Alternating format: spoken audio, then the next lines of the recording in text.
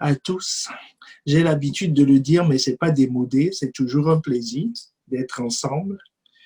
Parce que le psaume 133, le verset 1 nous dit qu'il est doux et agréable pour des frères de demeurer ensemble. Donc, c'est un sentiment intarissable, c'est doux et c'est agréable d'être avec vous. Voilà, donc recevez mes salutations fraternelles et nous espérons par la grâce de Dieu que nous allons passer un excellent moment dans sa présence. Voilà, que Dieu vous bénisse. Amen, amen. Gloire à Dieu.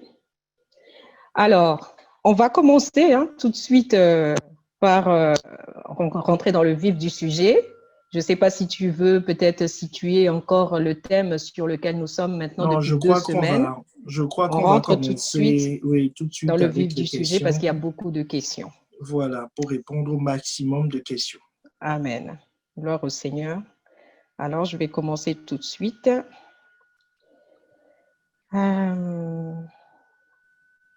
Alors, la première question qui nous est posée concerne le sacrifice.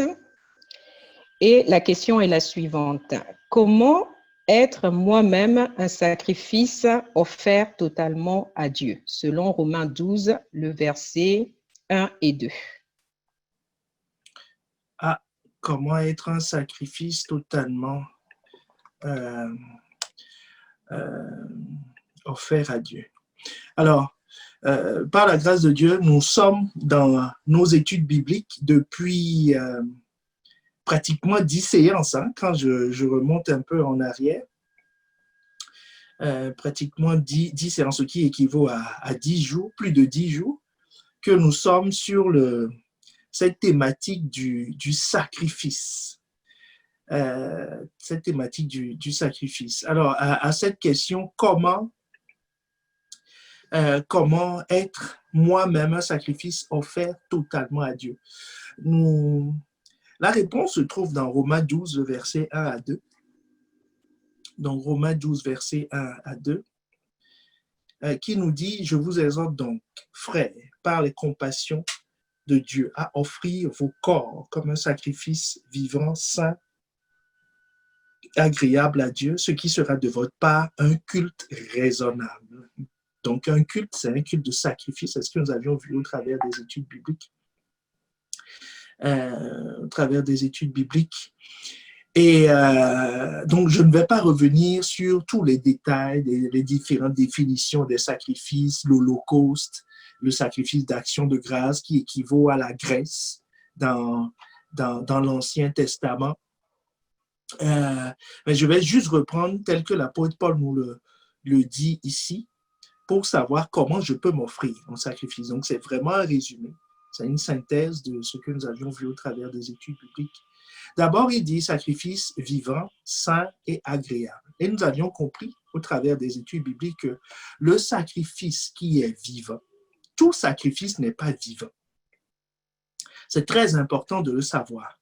Tout sacrifice n'est pas vivant. Il y a des sacrifices qui sont déclarés morts.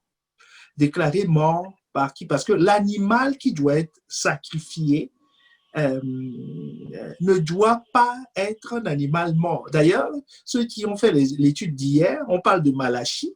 Enfin, on est dans Malachie qui insiste sur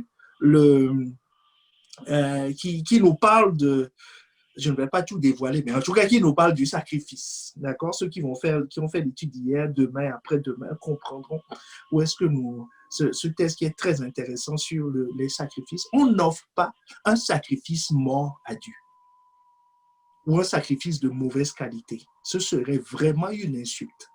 Il n'apprécie pas ça. Donc, il faut un sacrifice vivant. Mais le sacrifice vivant, la particularité du sacrifice vivant, nous le trouvons dans Hébreux 10. Hébreux 10, j'essaie de...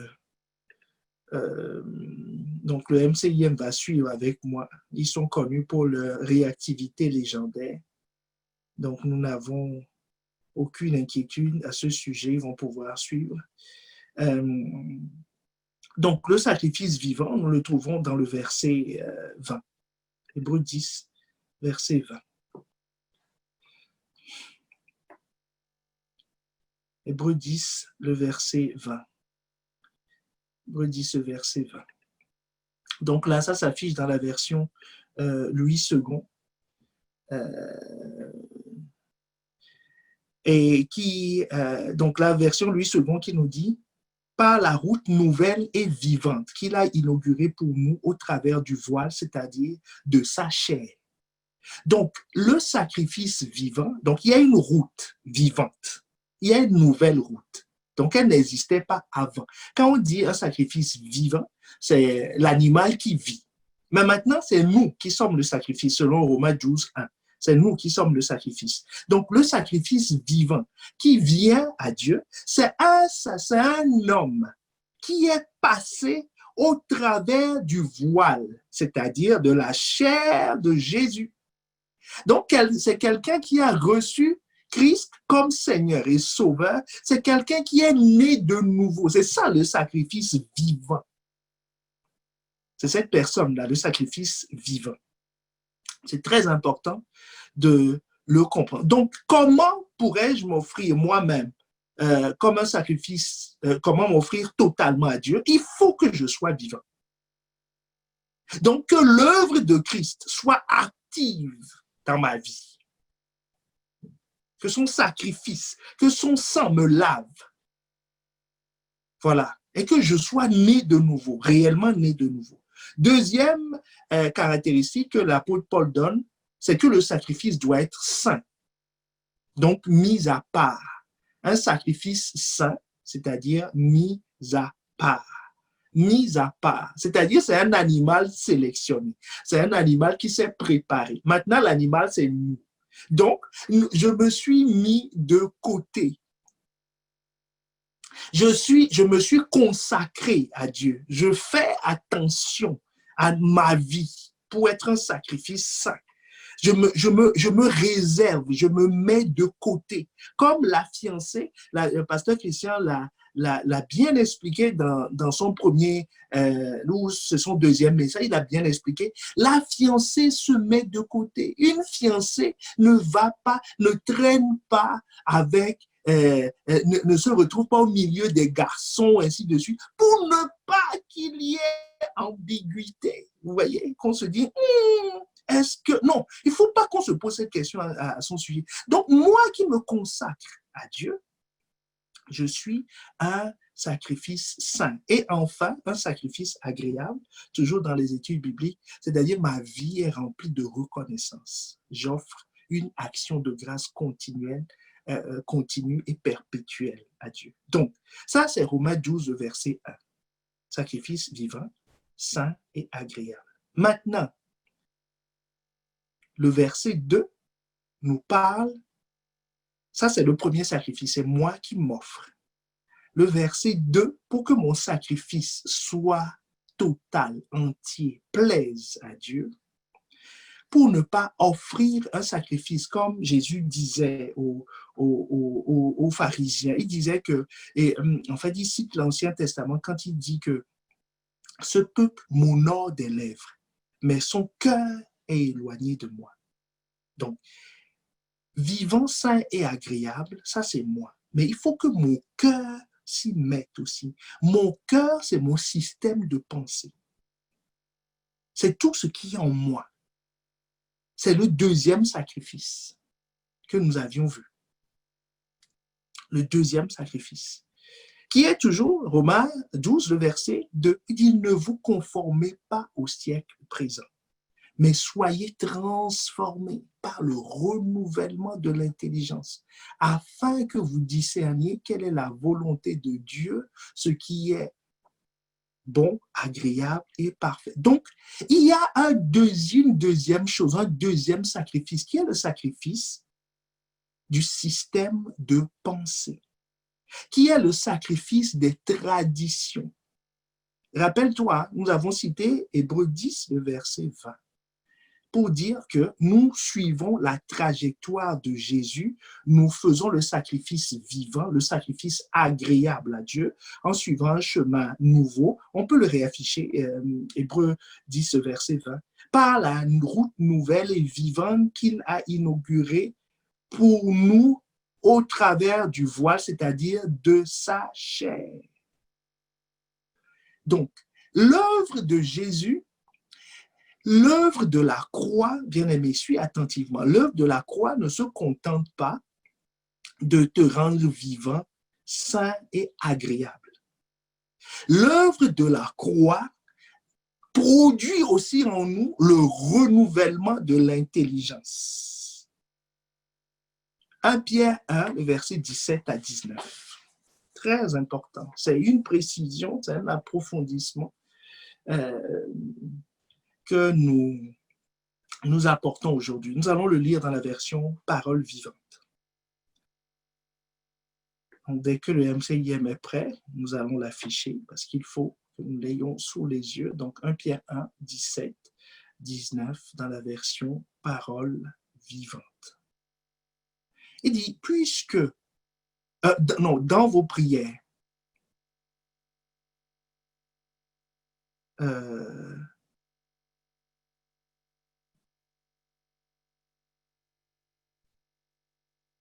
il y a un souci, je n'ai pas la même chose que vous.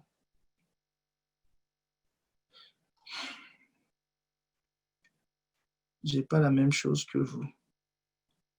On va retrouver. Donc, il y a la version parole vivante que tu as demandé. Oui, c'est la version parole vivante. À moins que la version parole vivante. Vous l'avez? Si vous ne l'avez pas faite, moi signe. Comme ça, je vous l'envoie. D'accord, donc allons-y. Donc, dans vos prières, vous dites.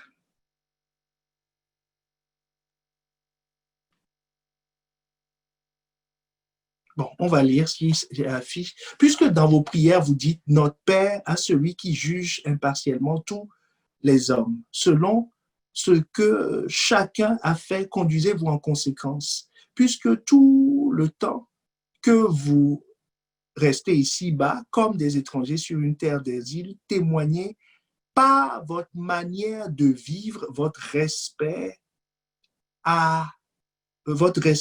pour lui. Donc, témoignez par votre manière de vivre. Donc, ça nous rappelle Romains 2, le verset 2 qui nous dit « Ne vous conformez pas au siècle présent ». Maintenant, verset 18. Vous savez bien à quel prix vous avez été libérés du mode de vie fut-il transmis par vos ancêtres.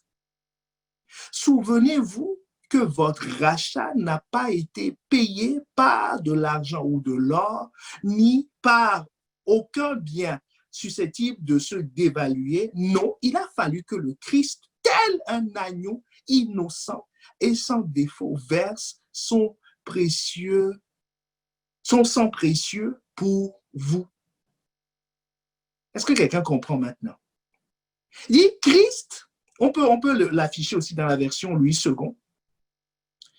Dans la version Louis II, peut-être que, voilà, dans la version Louis II,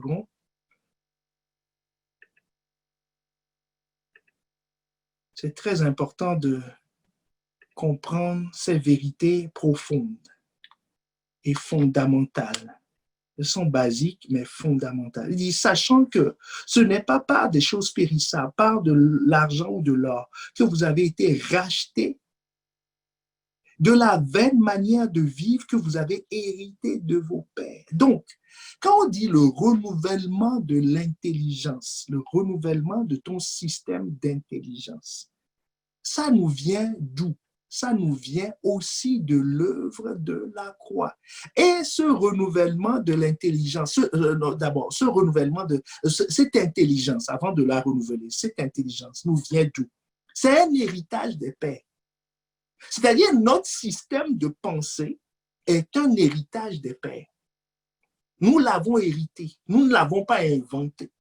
Nous l'avons hérité. Donc, Christ, par son sang, nous délivre aussi de cela. Sans ça, nous ne pouvons pas connaître le renouvellement de l'intelligence, qui est le deuxième sacrifice que nous avions vu concernant Gédéon.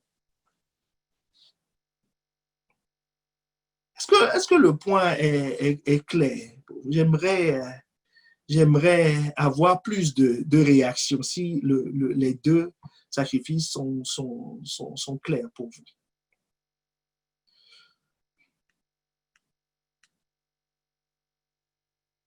D'accord? Donc, c'est très important. Très important.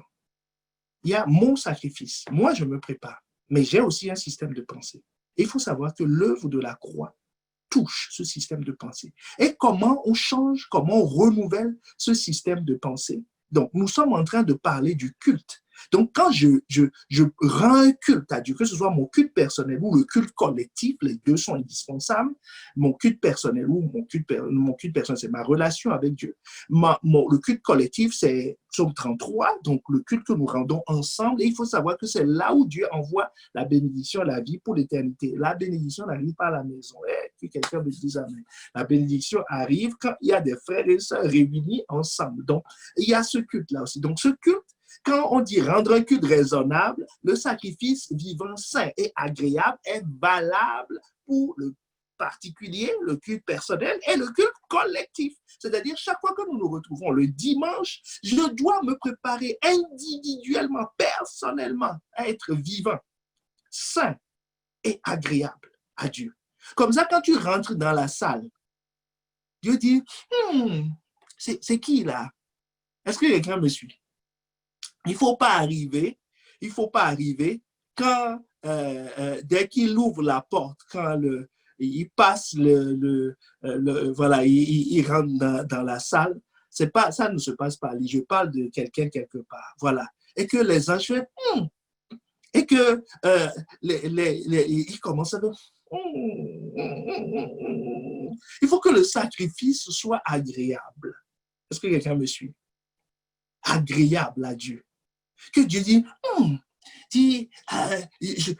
viens par ici, viens, rapproche-toi de moi, je veux respirer ça, je veux respirer ça. Dis, regarde, ça c'est un culte raisonnable, c'est un sacrifice de bonne odeur. Il dit, viens devant, viens rester là, ne t'en vas pas. Dis, oh, qu'il sent bon, mon petit. Il sent bon, mon petit. Que ce soit ton cas au nom de Jésus. Et pour faire le deuxième sacrifice là, du renouvellement du système de pensée, il y a une clé majeure que nous trouvons dans Ecclésiaste 4, le verset 17. Ecclésiaste 4, le verset 17, qui va te permettre de faire le renouvellement de l'intelligence où que tu sois, à la maison, quand tu fais ton étude biblique, quand tu lis la Bible, ou quand tu es à l'église. Il dit, prends garde à ton pied lorsque tu entres dans la maison de Dieu. Approche-toi pour écouter, plutôt que pour offrir le sacrifice des insensés. Donc, l'écoute est un sacrifice. Est-ce que quelqu'un me suit? Ce qui sera de votre part un culte raisonnable. On parle du sacrifice, n'est-ce pas? L'écoute est un sacrifice. Viens pour écouter. Viens pour entendre Dieu. Viens pour recevoir quelque chose. Viens pour changer. Viens pour changer.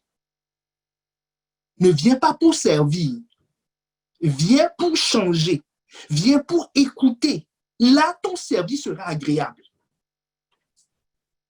Parce que pendant que tu sers là, Dieu dit, il sent bon. Dis, mais affectez-le ici. Qu'il se rapproche de moi. Est-ce que quelqu'un me suit? Il dit, il sent bon. Et tu imagines, si chacun sent bon, l'assemblée va sentir bon. Et Dieu siège au milieu de nous. Est-ce que quelqu'un me suit?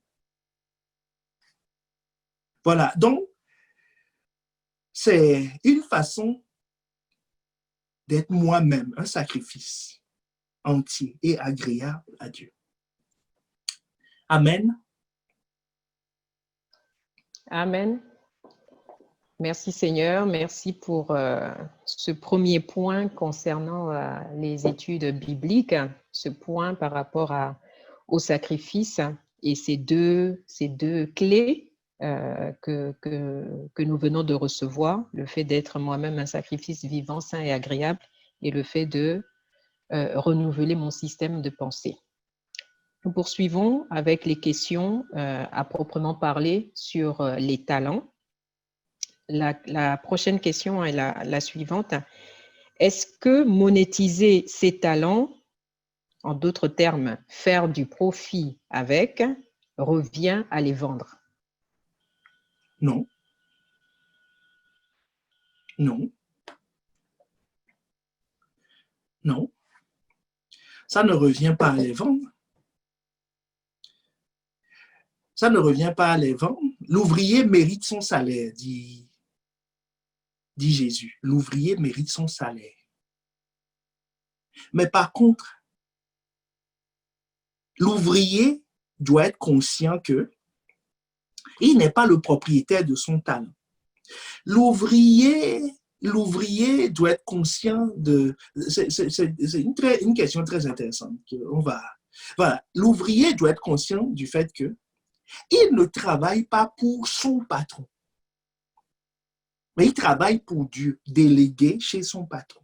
Daniel servait le roi, enfin, travaillait pratiquement. Son bureau, c'était chez Nebuchadnezzar, un de ceux qu'il a servi, mais il était conscient qu'il était inscrit dans la destinée, dans une destinée, il suivait les desseins de Dieu. Pharaon avait embauché Joseph et le rémunérait comme il faut, hein, de toutes sortes de manières. Il était très bien rémunéré pour cela. Mais Joseph, lui, il était conscient du fait que Dieu l'a placé là pour accomplir ses plans. Donc, l'ouvrier mérite son salaire. Mais l'ouvrier doit être conscient du fait que ses talents ne lui appartiennent pas. Ça, c'est un. L'ouvrier doit être conscient d'une deuxième réalité, que c'est Dieu qui le rémunère au travers de quelqu'un et non son patron qui le rémunère. C'est pour ça que si tu n'es pas quelqu'un qui n'est pas conscient de ça, dès que il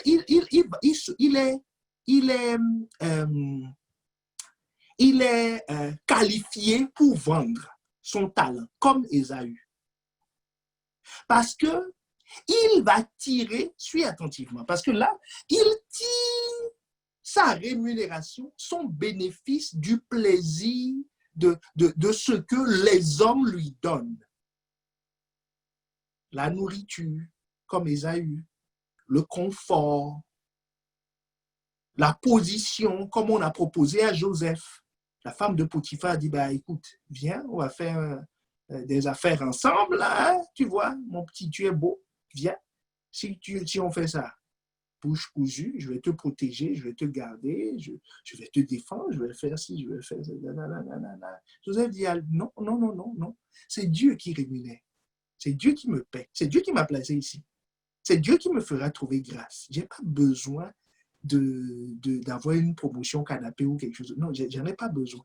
Parce que c'est Dieu qui promeut. C'est lui qui a la force. 1 Chronique 29, 12. C'est lui qui a la force d'affermir, d'agrandir toutes choses. Donc, pourquoi moi je vais me compromettre avec la femme de Potiphar pour avancer? Donc, il était conscient de ça. Donc, en fait, monétiser, c'est pas, il n'est pas en train de... il est en train de servir. C'est comme un prestataire de service quelque part.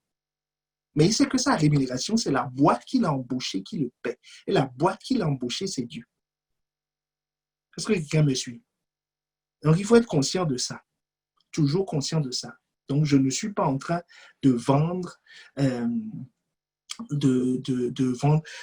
vendre mon talent. C'est un service que je rends. Je suis rémunéré pour ça.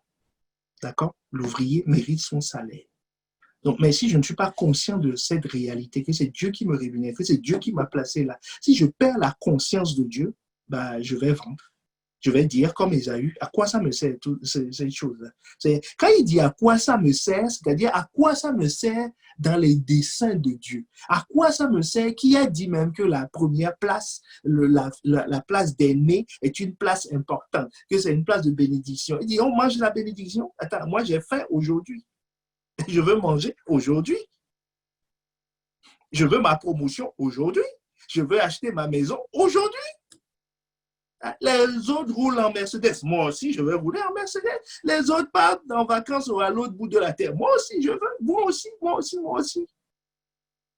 Quand on est dans cette situation, on se dit, ah, bon, comme moi aussi, je veux, ah, ben, je vends. je serai dans le cas, ce serait passé dans le cas d'Ésaü. Mais celui qui est conscient que c'est Dieu qui me place, l'employeur me demande quelque chose de pas clair, je ne me compromets pas. D'ailleurs, je crois qu'il y a une autre question à ce sujet. Je ne me compromets pas. Je ne me compromets pas. Pourquoi? Parce que c'est Dieu qui m'a placé là. S'il m'a placé là, il me placera ailleurs. C'est lui qui rémunère. Il dit à moi appartient l'or et l'argent. Et c'est lui qui a dit l'ouvrier mérite son salaire. Même si mon chef est injuste, Dieu me rémunérera. Donc, tout ce qu'on me demande, c'est moi être fidèle dans ma prestation de service là-bas. Je dois être fidèle. Je dois être fidèle. Voilà ce que je peux dire à ce sujet pour le moment. Je crois qu'on reviendra sur d'autres questions qui vont toucher à d'autres aspects. Amen, gloire à Dieu. Merci, pasteur, pour la précision. La précision, le fait d'attirer notre attention sur le fait que nous devons avoir à l'esprit que nous sommes prestataires de service et pas que nous sommes en train de chercher du profit. Gloire à Dieu pour cette précision, parce que je crois que c'est vraiment l'esprit de serviteur, l'esprit du service qui doit être notre priorité. Et bien entendu, lorsque nous servons, nous faisons également, Dieu permet que nous puissions être rémunérés, puisque c'est lui-même qui nous rémunère à travers notre patron, comme tu l'as si bien expliqué. Gloire à Dieu. Donc, je propose de rester sur les questions qui ont trait justement qui vont dans le même sens, qui parlent toujours concernant le talent. La question suivante dit, si je découvre que j'ai un talent dans un domaine qui n'a rien à voir avec ce que je fais actuellement, comment faire la transition de façon pratique entre ce que je fais actuellement et le talent pour pouvoir le développer? Alors,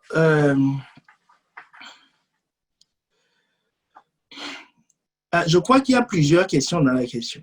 Il y a comment rendre ce que j'ai découvert aujourd'hui, qui est totalement secondaire, puisque je viens de découvrir, je suis en train de travailler sur, de fonctionner avec un autre talent.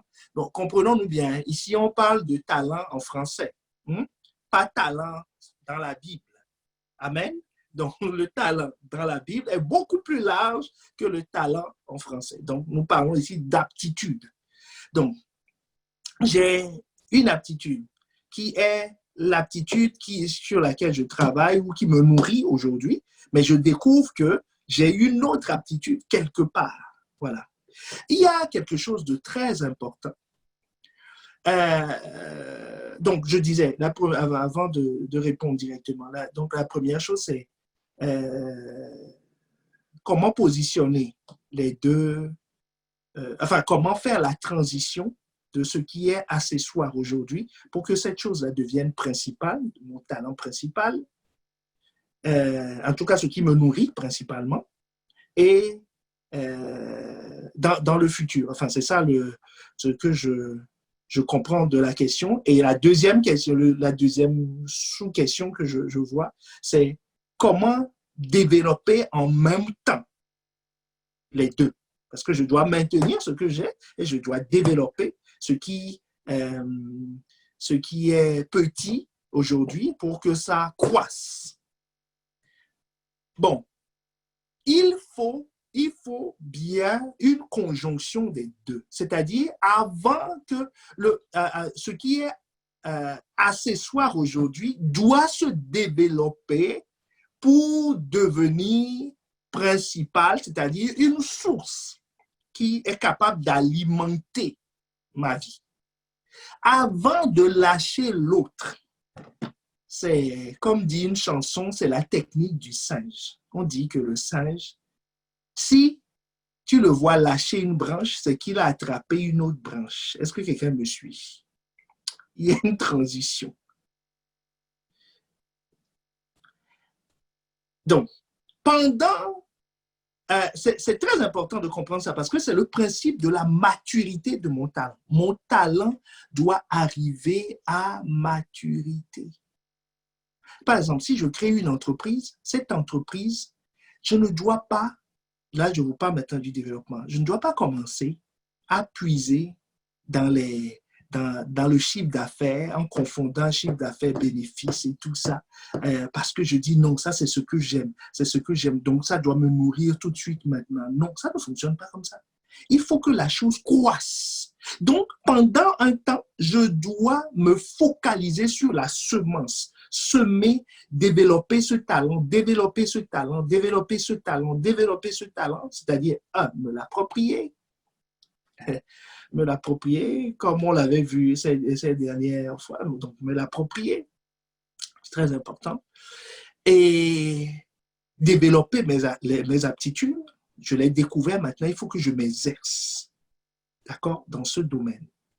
M'exerce dans ce domaine. Si c'est une entreprise, je dois, dans le fait de se l'approprier, par exemple, ça passe par définir, avoir un business plan, définir mon modèle, mon business model. Voilà. Je dois savoir comment cette affaire-là peut me nourrir, comment ça peut produire quelque chose. Voilà. Je dois savoir ça. Maintenant, je dois maîtriser l'environnement de ce business. Tout ça, c'est le fait de s'approprier la chose. Maintenant, on a dit qu'il faut la connaissance, donc le fait de s'approprier là, on parle de s'approprier du côté connaissance, d'accord? Je conceptualise la chose. Et maintenant, je dois passer à l'application pratique, j'exerce.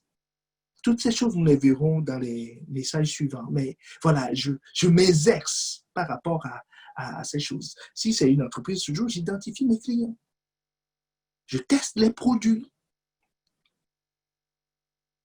Et après, je sais que le développement va atteindre une taille critique, c'est-à-dire la courbe de ce que j'ai aujourd'hui va décroître. Parce que tout ça, le développement de l'autre, consomme du temps. Donc, tôt ou tard, je ne vais pas pouvoir faire les deux à 100%. Donc, l'un va décroître comme ça, si tu me suis. Et le nouveau talent, pendant que l'autre décroît, lui, il monte et il va avoir une zone de croisement.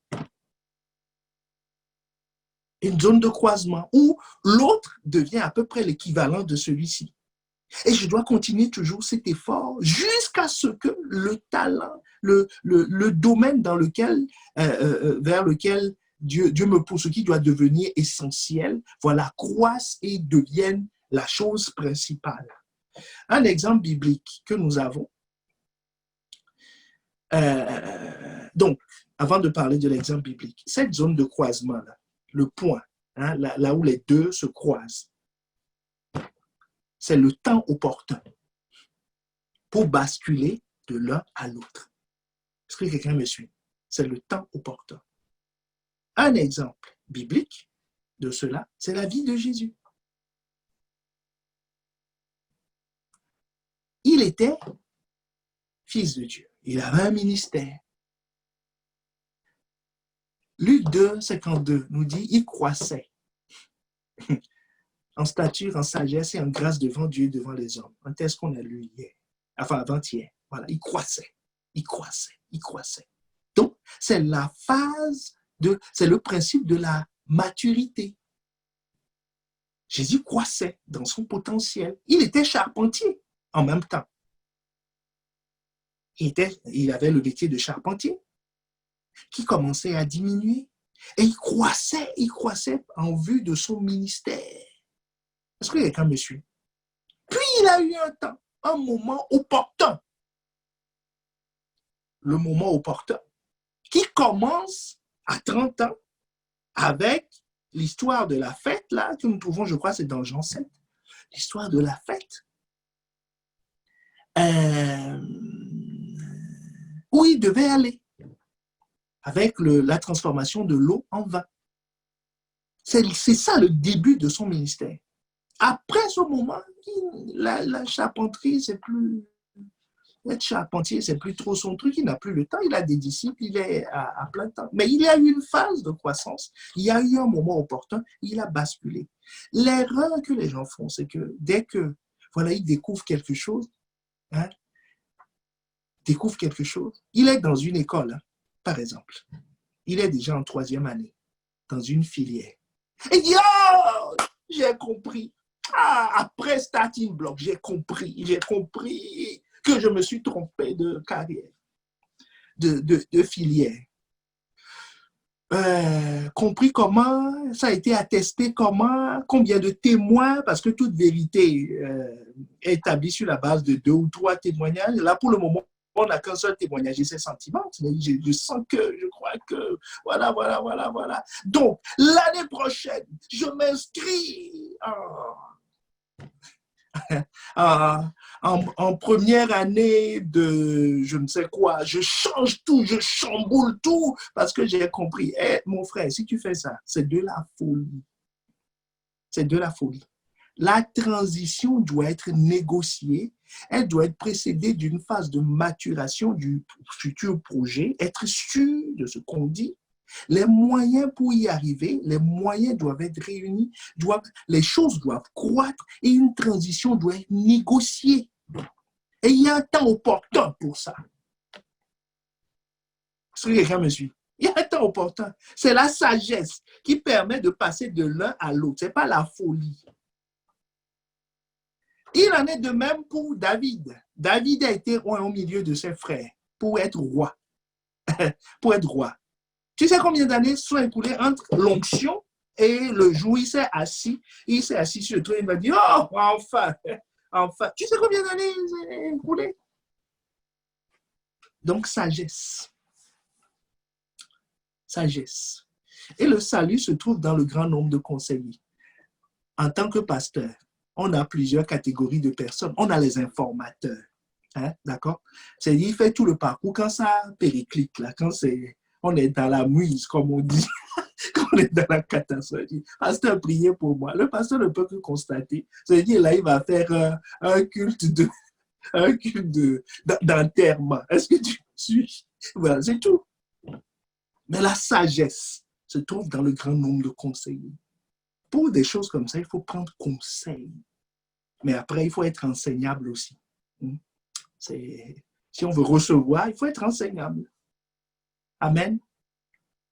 Et quand je dis grand nombre de... Bon, bref, il faut prendre conseil. Il faut prendre conseil, c'est très important. Voilà, donc je récapitule. Donc, le principe de la maturité et le principe du temps, du moment opportun. Les deux doivent être combinés pour faire une transition. Le tout assaisonné et englobé de sagesse divine. Voilà, vous voyez le menu? Voilà, c'est ça. Amen.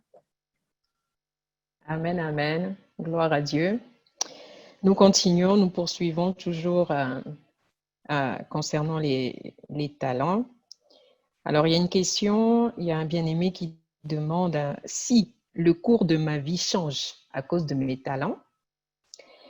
En d'autres termes, je me focalise dessus, je les prends au sérieux, je les développe.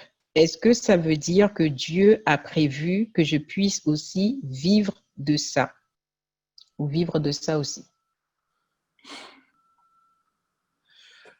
Alors, il n'est pas... Dieu prévoit que tu vives de ton talent principal. Donc, la question qu'il faut se poser, c'est quel est mon talent principal? Vous savez, il y en a qui ont eu, qui l'ont eu par révélation. C'est-à-dire, ils en sont convaincus. Ils ont persisté dans cette voie.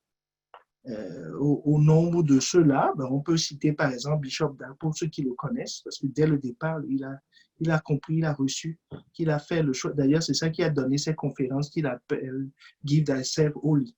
Hein? Give Thyself Holy. C'est ça le principe, c'est donne-toi entièrement. Donne-toi entièrement, c'est ça le principe, c'est ce qu'il a reçu. Et c'est ce qu'il a vécu, ce qui lui a permis d'être efficace dans le ministère à son niveau. D'autres ont fait les deux. L'apôtre Paul, il était, comme lui-même il le dit souvent, il travaillait à côté pour financer son ministère. Quoique le ministère est sa chose principale. D'accord? C'est son travail principal. Mais il avait un autre talent, si on emprunte ce terme au monde des affaires, un talent vache à lait. Tu vois? Faiseur de tente. Qui principalement soutenait son ministère. Principalement soutenait son ministère. Il y a d'autres encore, comme l'apôtre Pierre, qui s'est consacré totalement, qui travaillait à plein temps pour le ministère. Et Dieu est d'accord avec ça, puisque Jésus lui-même avait vécu ça. D'accord? On entend dire nulle part que Jésus allait refaire quelques toitures pour financer son ministère. Non. Son ministère était financé par un groupe de femmes qui étaient autour de lui, comme le dit la parole de Dieu, qui le soutenaient. Donc, il était vraiment à plein temps financé par d'autres. Est-ce que quelqu'un me suit? Donc, toutes les situations sont possibles. Il faut se laisser conduire et diriger par Dieu. Là aussi, beaucoup de sagesse. Beaucoup de sagesse. Il ne faut pas prendre des décisions hâtives et hasardeuses. Amen. J'espère avoir répondu à la question. Amen, amen. Je rappelle à nous tous que nous pouvons réagir dans le chat de manière à permettre au pasteur de voir s'il doit appuyer sur un point. Donc, s'il y a quelque chose qui n'est pas clair, n'hésitez pas à le signaler dans le chat. Et si c'est très clair, on peut aussi le dire, on peut manifester en mettant des amen pour qu'on puisse un petit peu se situer. Voilà, les questions ont été posées, donc n'hésitez pas si vous avez reçu une réponse. Si la lumière vient, il faut que nous puissions réagir, il faut que nous puissions nous approprier les éclaircissements, les réponses qui sont en train de nous être données. Amen. Donc, nous continuons et on va tout de suite prendre une question qui a trait au but du talent. À quoi sert le talent? La question est la suivante. J'ai pris conscience que je ne peux pas garder mes talents pour moi-même, mais comment puis-je les mettre au service des autres? Est-ce que je dois aller vers les gens et leur dire « laisse-moi t'aider » ou attendre qu'on puisse éventuellement me demander de l'aide? En d'autres termes, comment je sers le talent? Comment je sers le talent? Très bonne question. Alors, est-ce qu'il y a un marché au talent? Comme le stock exchange ou quelque chose comme ça, où je dois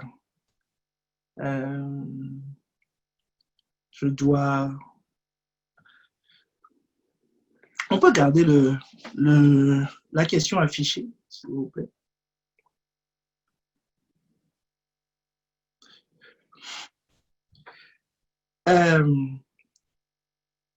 Vous savez, il y a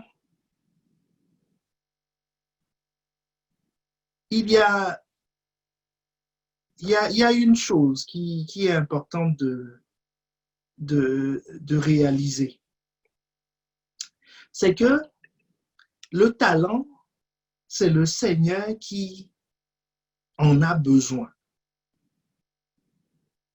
C'est lui qui va créer les circonstances. Donc, je ne dois pas me stresser à cause de ça, des circonstances. Prenons l'exemple de David. C'est Dieu qui est le maître des temps et des circonstances, n'est-ce pas? Donc, ce dont j'ai besoin, c'est de m'approprier le talent pour que Dieu me rajoute, c'est-à-dire le processus de développement. Je dois développer, je dois prendre ça au sérieux. Je dois augmenter en connaissance et en expérience vis-à-vis de ce talent. Et toujours être disponible. Est-ce que quelqu'un me suit? Toujours être disponible. Toujours être disponible pour servir le talent. Donc, je n'aurais même pas besoin de demander à qui que ce soit, voulez-vous, ainsi de suite. Non, les circonstances vont se présenter. Les circonstances vont se présenter. Je suis disposé à l'offrir. C'est-à-dire, j'arrive, je vois, il y a un besoin quelque part. J'ai la capacité de le faire, mais je le fais. Je le fais. Je ne me pose pas la question parce qu'il y a un piège dans ce pour chercher les circonstances, c'est devenir carriériste en disant est-ce que ça m'amène loin? Est-ce que ça m'amène à faire ceci? Est-ce que ça m'amène à progresser? Non, je n'ai pas à me poser cette question. J'arrive, je fais ce qu'il y a à faire. Point. C'est tout. Quel que soit mon niveau, quel que soit mon grade, quel que soit ceci. Non, je fais ce qu'il y a à faire. J'arrive.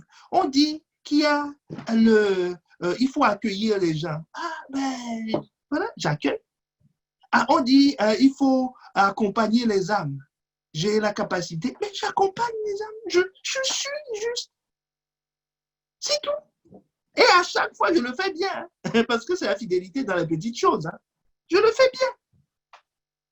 Je me donne à fond. C'est-à-dire, je m'approprie. Je m'approprie. On me dit, suivre les âmes. Donc, je dis, ah, qu'est-ce qu'il faut? C'est quoi suivre les âmes? Pourquoi ça tient à cœur à Dieu? Je dois savoir ces choses-là. Je dois chercher ces choses. C'est ça, s'approprier le domaine. Donc, et qu'est-ce que je dois faire? Qu'est-ce que je dois développer en moi pour pouvoir le faire efficacement? Je développe. Est-ce que j'ai d'autres aptitudes? Oui, j'ai d'autres aptitudes. Mais c'est ça le besoin. Donc, je réponds à ce besoin. Donc, Dieu mettra toujours devant nous des circonstances, des besoins, des choses comme ça, qui sont en rapport avec mon talent. Donc, je le fais. Sans trop me poser de questions. Je m'implique. Je pense que c'est la meilleure voie pour c'est la meilleure voie pour être déchargé de la recherche d'occasion. Laissons le maître des temps et des circonstances guider nos pas. Regardons le cas de David. David, on l'a oint. L'huile est sur sa tête. Le roi Saül est jeune et vivant. Il ne va pas mourir demain. Tu vois, il s'est écoulé plusieurs années. Il est mort sur le champ de bataille. Ce n'est pas un vieux monsieur. Tu vois, il était bien vivant. Donc, on dit que toi, on t'a un roi et que tu vas devenir roi, alors que le roi est jeune, vigoureux, n'a aucune maladie. Comment tu vas devenir roi? Oui. Il ne s'est pas posé trop de questions. Là, Dieu va créer des circonstances. C'est l'histoire de Goliath.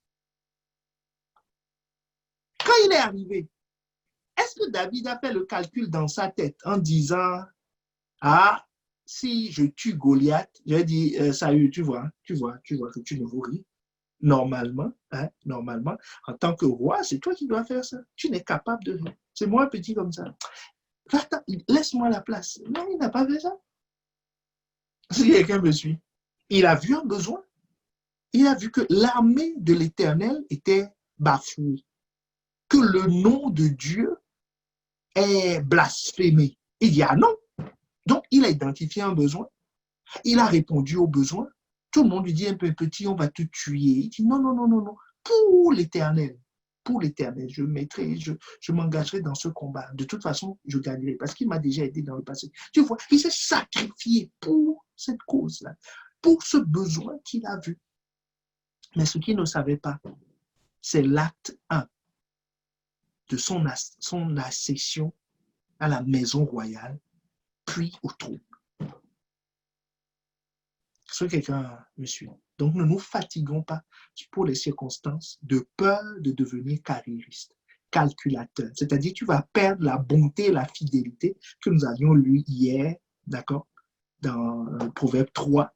Ces choses qui font que tu vas trouver grâce aux yeux de Dieu et des hommes, tu risques de le perdre si tu deviens focalisé sur les circonstances. Focalise-toi sur ton talent, focalise-toi sur Dieu, focalise-toi sur les besoins. En toute humilité, réponds aux besoins. Point. Point. Vous savez, quand nous on a commencé comme je le dis souvent, moi, j'ai commencé à servir au MCV. Il y avait quelqu'un qui me disait tous les jours, un jour, tu vas devenir pasteur. Moi, je ne sais même pas comment on fait pour devenir pasteur. Et puis, je n'y croyais même. Et puis, je ne voulais même pas. Je ne voulais même pas. Quand il me disait ça, ça ne me faisait pas plaisir. Mais c'était l'acte 1. Est-ce que quelqu'un me suit? Voilà. Amen.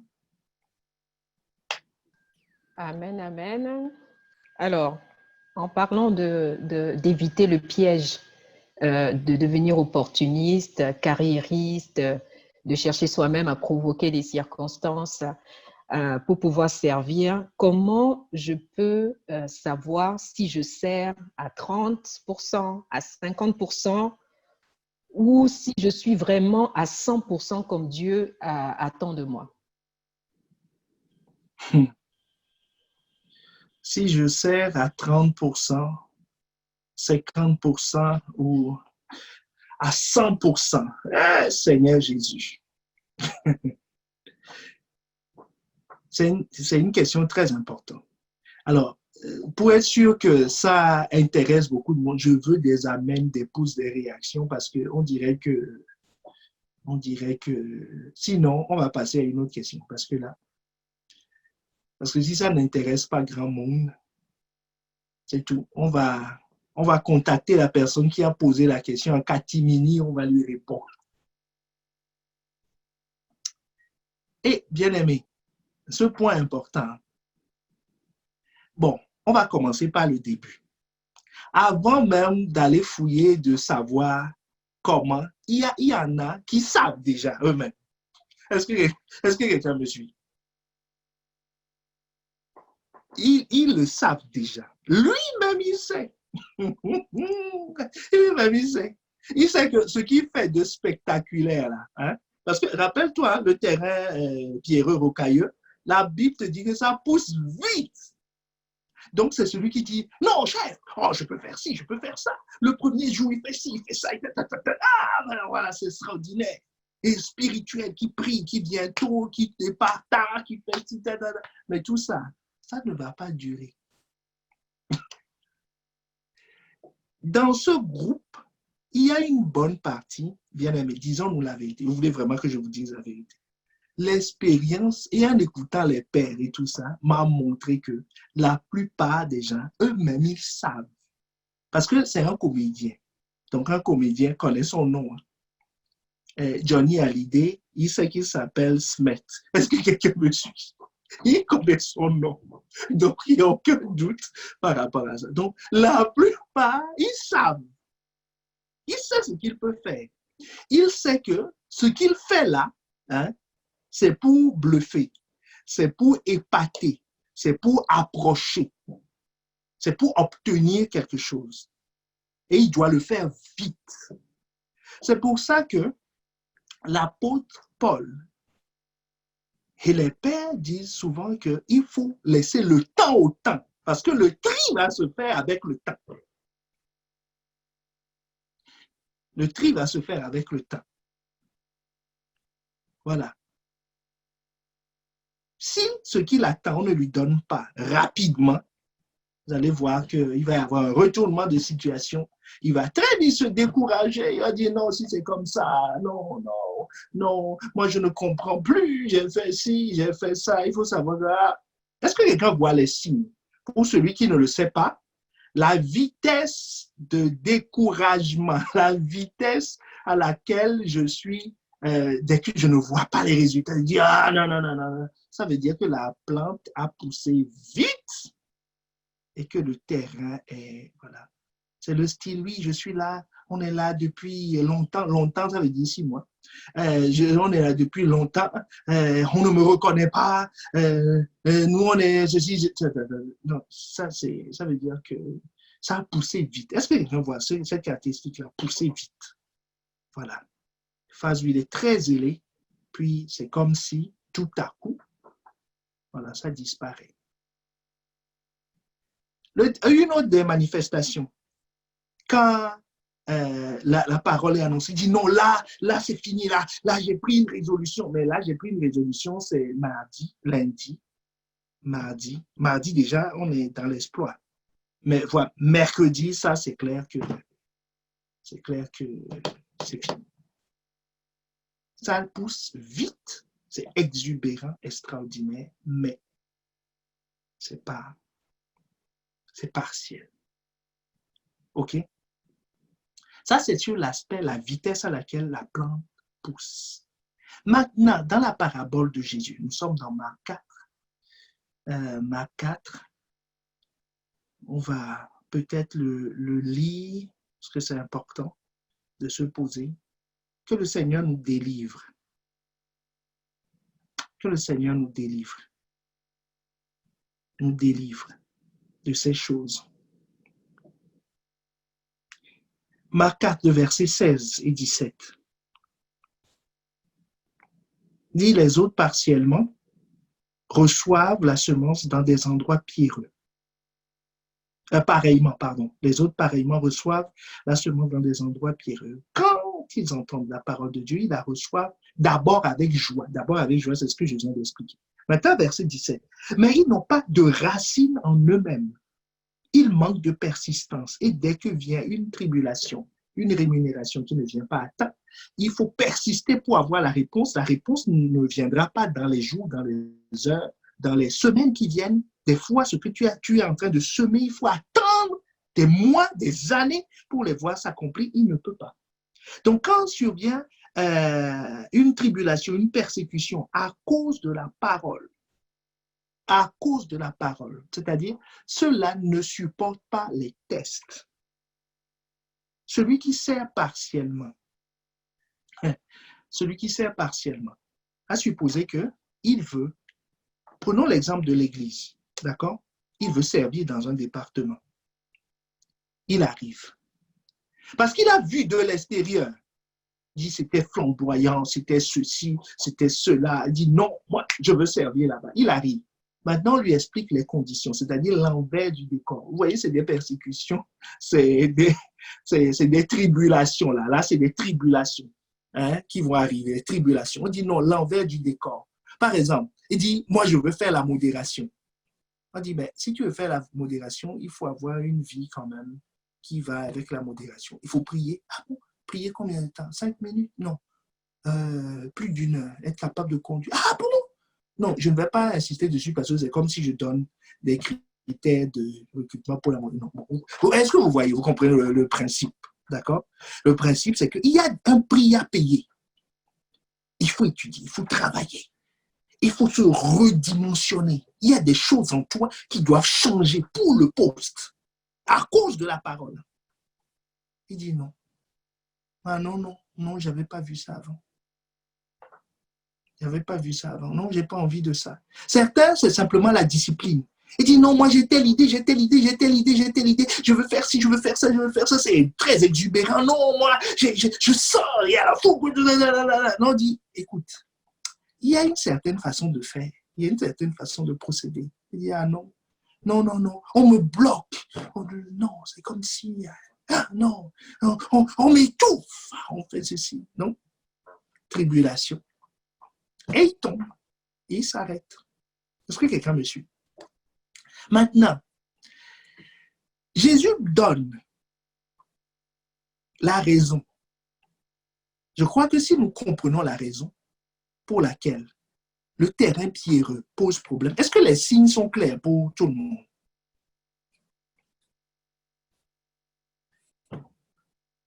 Est-ce que les signes sont clairs pour tout le monde? Maintenant, pour éviter cette terre, les effets du terrain pierreux, Jésus donne la clé, la cause du problème. En résolvant la cause du problème, tu vas changer de situation. Suis attentivement. Le verset 17, il dit, mais ils n'ont pas de racine en eux-mêmes. Tu vois, verset 17, ils n'ont pas de racine en eux-mêmes. Pas de racine en eux-mêmes. Donc, le problème, c'est quoi? C'est une question de profondeur de la racine. Est-ce qu'on est ensemble? Suis attentivement. C'est la question de profondeur de la racine. Donc, comment je peux être affranchi de ce problème? Est-ce que tu veux savoir? Comment être affranchi de ce problème? Comment passer à 100%? Jésus dit, le problème, c'est la racine. De toute façon, pour tous les types de terre, c'est une question de racine. D'accord? C'est une question de racine. Pour ce terrain aussi, c'est la racine. La racine est superficielle. C'est pour ça que ça pousse vite, mais ça ne dure pas. Donc, pour que ça pousse et que ça dure, il faut que la racine soit profonde. Marc 12, verset 30. Marc 12, verset 30. Tu vas voir maintenant les différentes couches que ton zèle, ton service, que tu dois développer, comment développer ta racine pour qu'elle soit profonde. Qu'elle soit profonde. Dans le cas du terrain pierreux. D'accord? Donc, Marc 12, verset 30. Dans la version Louis II, il dit, « Et tu aimeras le Seigneur ton Dieu, donc ton employeur, de tout ton cœur, de toute ton âme, de toute ta pensée et de toute ta force. » 4 couches qui vont de la superficialité en profondeur. La superficialité en profondeur. Est-ce qu'on est ensemble? Dans le service, il y a servi, que ce soit au travail ou voilà, il y a servi avec sa force. Servir avec sa force. C'est juste être discipliné. On dit de faire ci, je fais. On dit de faire ça, je fais. Bon, je joue. Celui qui est à ce niveau, il ne comprend pas pourquoi on le fait. Quel est le but qu'on poursuit? Où est-ce qu'on va? Il ne sait pas, ça ne le préoccupe pas. Moi, je viens juste. Voilà, moi, je suis star à ICC Lille, donc moi, je viens. On me dit d'accueillir, je dis, allez, voilà. Donc, vous savez, si à ce niveau-là, les choses fatiguent. À l'école, c'est comme si tu apprenais par cœur sans jamais comprendre. Tu ne vas pas apprendre longtemps. Ça va te fatiguer. Est-ce qu'on est ensemble? Donc, à celui qui est à ce niveau, il y a des jours, la force lui manque. Pourquoi? Parce qu'il a dormi, il a mal dormi ou il a utilisé sa force quelque part. Donc, la force, vous savez, ça fluctue. Hein? Il faut se recharger souvent. Voilà. Donc, il n'a pas envie. Donc, voilà. Deuxième niveau. Donc, vous voyez, ça, c'est la racine, la courte racine. La racine peut pousser encore. Que toute ta pensée,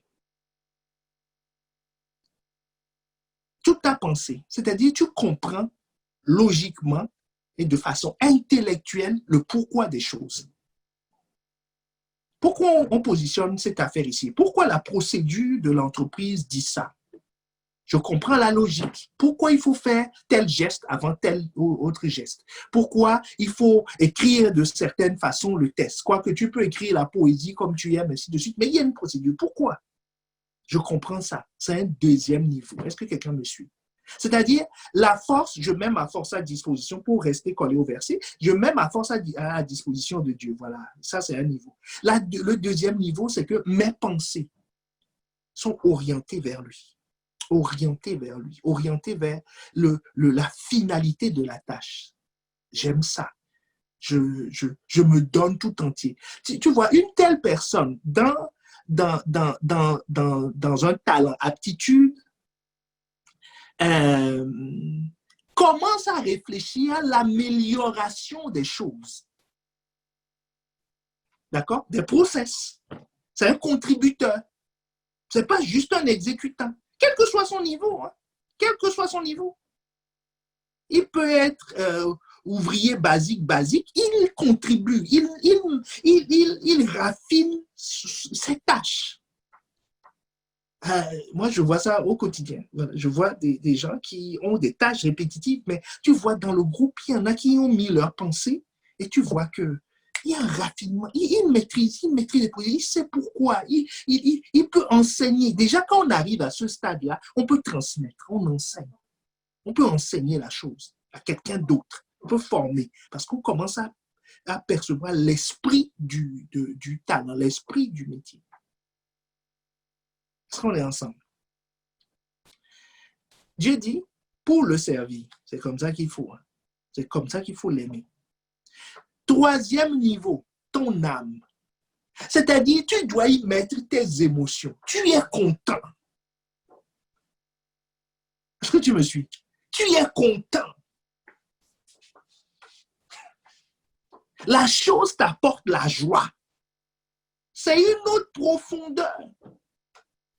Si ta joie dépend de cette chose-là, tu ne peux pas fluctuer. Tu ne peux pas te lever en disant aujourd'hui, non, je ne viens pas parce que j'en ai pas envie. Tu ne peux pas dire que non, j'ai eu une mauvaise nouvelle, donc ça m'a abattu. Je ne peux plus, je ne peux plus. Non. Tes sentiments sont attachés à la chose. Est-ce que quelqu'un me suit? Il devient passionné. Ça, c'est le stade des passionnés. C'est une profondeur. Le monde peut manifester ces trois choses-là. La force, la pensée et de toute ton âme. Mais ils ne peuvent pas manifester de tout ton cœur, qui est le quatrième niveau. Parce que là, ce n'est pas juste une question de passion. De tout ton cœur concerne ton esprit. Ça veut dire que tu l'aimes, tu agis, tu prends possession, tu t'appropries la chose comme Dieu se l'approprie. Tu as les mêmes sentiments que Dieu a concernant la chose. Pour reprendre l'exemple de Moïse, de Joseph, par exemple. Joseph a servi Pharaon de toutes ses forces, de toute sa force, de toute sa pensée. Il a servi Dieu auprès de Pharaon. Reprécisons bien les choses pour qu'il n'y ait pas de confusion. Il a servi Dieu auprès de Pharaon, ou servi Pharaon en servant Dieu de toute sa force, de toute sa pensée. Parce que c'est lui qui a eu l'idée, qui a donné l'idée à Pharaon de racheter les terres. C'est comme ça que Pharaon a racheté toutes les terres de l'Égypte. Avant, il n'était pas propriétaire de l'Égypte. C'est Joseph qui lui a donné cette idée. C'est lui, le concepteur de l'idée. Joseph était un étranger en Égypte. Et il se savait étranger en Égypte. Mais les problèmes de l'Égypte étaient son problème. Il avait ça à cœur. Est-ce que quelqu'un me suit? Il avait ça à cœur. Il ne voulait pas que les Égyptiens meurent de faim. Il avait ça à cœur. C'est lui, en tant que le régisseur du pays, qui a fermé les frontières et qui filtrait les entrées. Sinon, il aurait ouvert en disant « Ah, il y a mes parents qui sont de l'autre côté, il ne faut pas qu'on ferme la frontière, ils peuvent venir s'approvisionner. » Non, c'est lui qui a fermé, qui contrôlait la frontière. Donc, ça veut dire que c'est son cœur. Il prenait ça à cœur.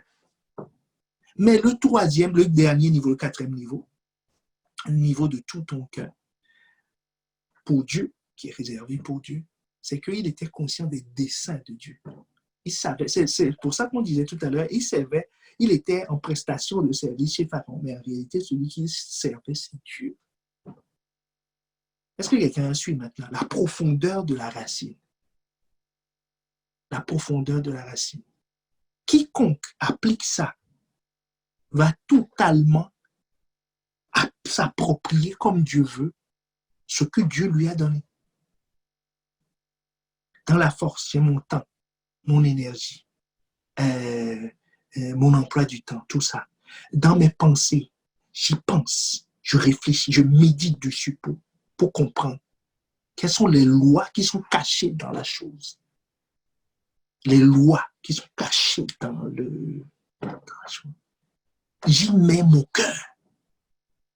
Et enfin, les desseins de Dieu. Je suis là pour servir Dieu. Les 4 niveaux là, là j'ai une profondeur terrible. Amen. Amen, amen. Je ne vois pas de réaction. Amen. Amen. Merci vraiment pour cette précision concernant la manière de servir le talent et par rapport à ce que Dieu attend de nous. Et nous allons rebondir là-dessus justement pour aller vers les questions qui nous parlent justement des choses que Dieu a placées dans nos cœurs, puisque dans l'enseignement de mardi dernier, tu nous avais parlé, tu nous avais dit que Dieu plaçait dans nos cœurs des choses et que ce sont ces choses que Dieu a placées dans nos cœurs qu'il veut développer. Alors, il y a un bien-aimé qui pose sa question en disant, le pasteur a parlé des choses à présenter à Dieu pour l'augmentation. Amen. Et ces choses se trouvent dans le cœur. Ma question est de savoir s'il nous revient d'évaluer notre cœur pour savoir ce qu'on a à lui présenter ou si c'est à Dieu, par ces différents moyens, de nous dire ce qu'on a déjà. En gros, si je peux reformuler la question, c'est nous qui choisissons ce que nous devons présenter à Dieu, ou si c'est Dieu qui révèle par diverses occasions, divers moyens, ce que nous avons, ce que lui-même a mis dans nos cœurs et qu'il cherche à trouver ces choses, des choses que nous devons lui présenter. Je ne sais pas si c'est plus clair parce que la question est assez longue.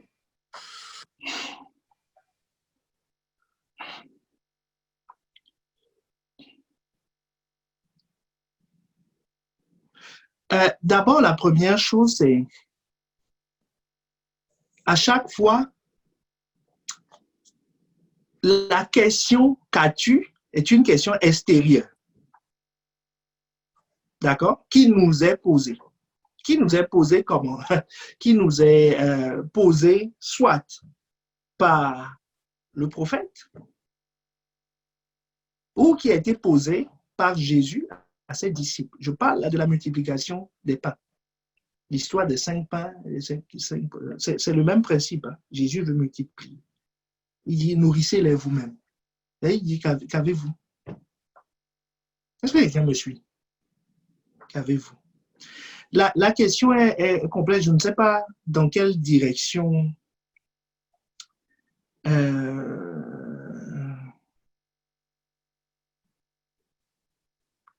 Est-ce que tu peux la préciser? Alors, la question est effectivement assez... enfin, il y a beaucoup de choses dans la question. Il y a le fait de savoir est-ce que nous devons... est-ce que c'est à nous d'évaluer notre cœur? Est-ce que nous devons, nous, évaluer notre cœur pour savoir ce qu'on doit présenter à Dieu?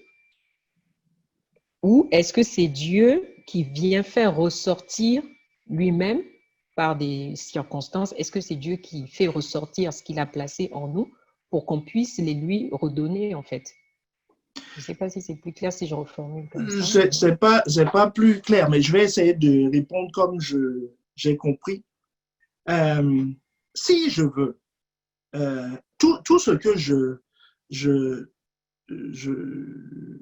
veux, le fardeau, les besoins, les envies d'augmentation que je veux, je dois savoir que la loi, c'est la loi qui va s'appliquer, c'est Matthieu 25, le verset 29. Matthieu 25, le verset 29. Est-ce qu'on peut l'afficher, s'il vous plaît? Donc, Matthieu 25, le verset 29, c'est la loi fondamentale qui va présider à toute augmentation. Et c'est pour ça que je vous ai cité le principe de la multiplication des pains tout à l'heure. Pour nourrir la foule, Jésus a pris 5 pains et 2 poissons que quelqu'un a donné. Car on donnera à celui qui a, il sera dans l'abondance, mais à celui qui n'a pas, on ôtera même ce qu'il a. Donc, nous avions dit dans l'enseignement que ce que ça veut dire, celui qui n'a pas, c'est pas que la personne n'a rien. La personne a des choses, mais des choses que Dieu ne lui a pas données. Donc, du coup, Pour Dieu, c'est comme s'il n'avait rien. OK? C'est comme s'il n'avait rien. Et nous avons dit que pour chaque chose que Dieu veut rajouter, cette chose-là que j'ai, c'est une amorce qu'il y a dans mon cœur, qu'il y a dans ma vie. C'est dans mon cœur, c'est dans mon cœur, c'est dans mon cœur qu'il faut voir ça. C'est dans mon cœur qu'il y a cette amorce et que Dieu a placé, parce que c'est Dieu qui donne la semence au semeur. C'est Dieu qui donne.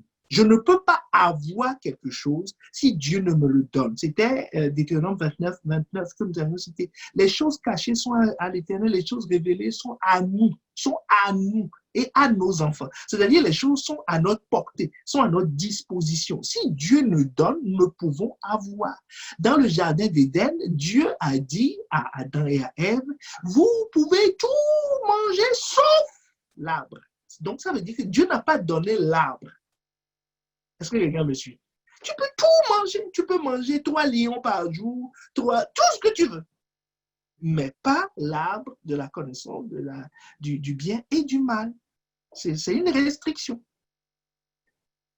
Donc, quand eux, ils se sont accaparés cette chose, l'arbre de la connaissance du bien et du mal, que Dieu n'a pas donné, vous voyez, ça a entraîné quoi?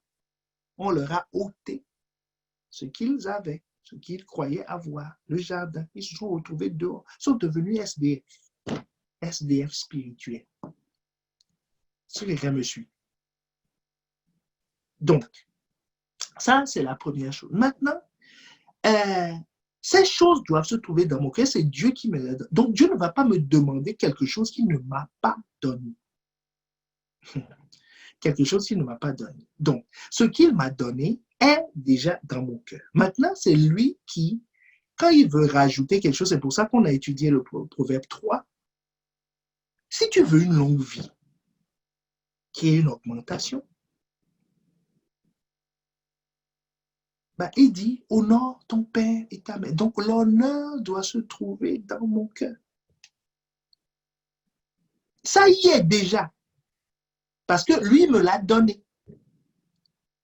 Par la connaissance de Jésus, par la connaissance de sa parole. Donc, ça doit être, c'est censé être en moi. Est-ce que quelqu'un me suit? C'est censé être en moi. Donc, je dois juste m'appuyer sur ça. Si ces choses sont dans mon cœur, ben, Dieu pourra rajouter tout le reste sans aucun problème. Mais si ces choses ne sont pas en moi, eh ben, Dieu ne pourra, il ne pourra pas. Il ne pourra pas. Et nous avions vu comment j'obtiens les choses. Je crois que c'est important de donner, de rappeler ça. Comment j'obtiens les choses. C'est tout ce dont tu as besoin, tout ce qui contribue. Il nous a donné, la Bible dit, il nous a donné, quand on trouve le verset, il nous a donné tout ce qui contribue à la vie et à la piété. Il nous l'a donné. Tout ce qui contribue à ton développement et tout ça, il a déjà donné. C'est en toi. C'est en Christ, en toi. Donc, quels sont les 2 moyens par lesquels je reçois les choses? Je reçois des choses dans ma vie. Dans la maison de mon père, c'est le Luc 15, 31 que nous avions cité. Mon enfant lui dit le Père, tu es toujours avec moi et tout ce que j'ai est à toi. Tout ce que j'ai est à toi. Tout ce que ton père a est à toi. OK? Première chose. Deuxième façon d'obtenir des choses, de recevoir des choses, c'est ce que tu as est ce que te donne celui que tu sers.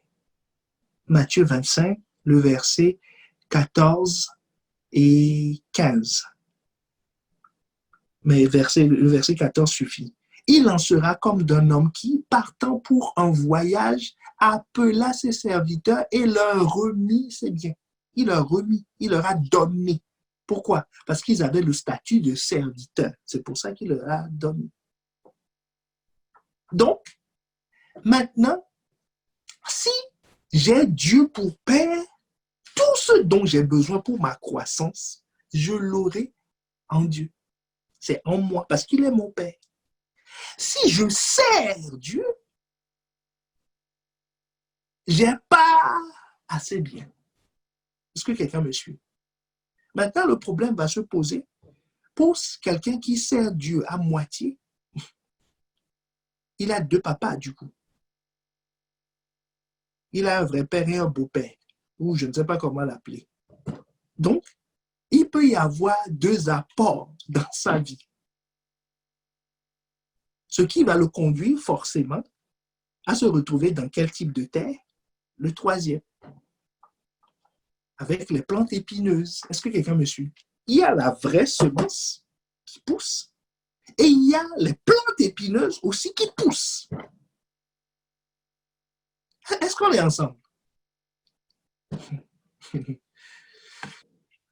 Vous êtes là? OK? Donc, je crois que je vais m'arrêter là pour cette question. Mais voilà. Dieu ne va pas me... Je n'ai pas d'effort à faire pour avoir. Je n'ai pas d'effort à faire pour avoir. J'ai juste besoin d'être fils de mon Père. J'ai juste besoin de servir Dieu. J'ai. C'est en servant Dieu que Dieu va te donner le don de prophétie. Sinon, qu'est-ce que tu vas faire avec? Si tu ne le sais pas, qu'est-ce que tu vas faire avec?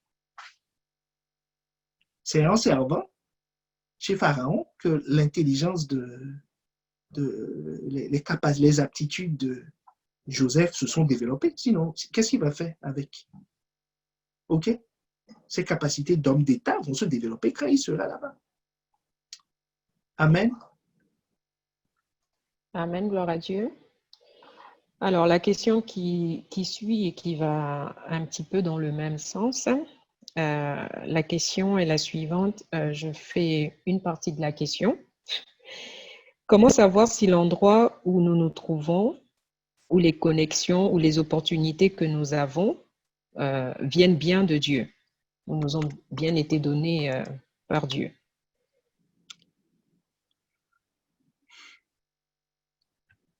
Comment savoir?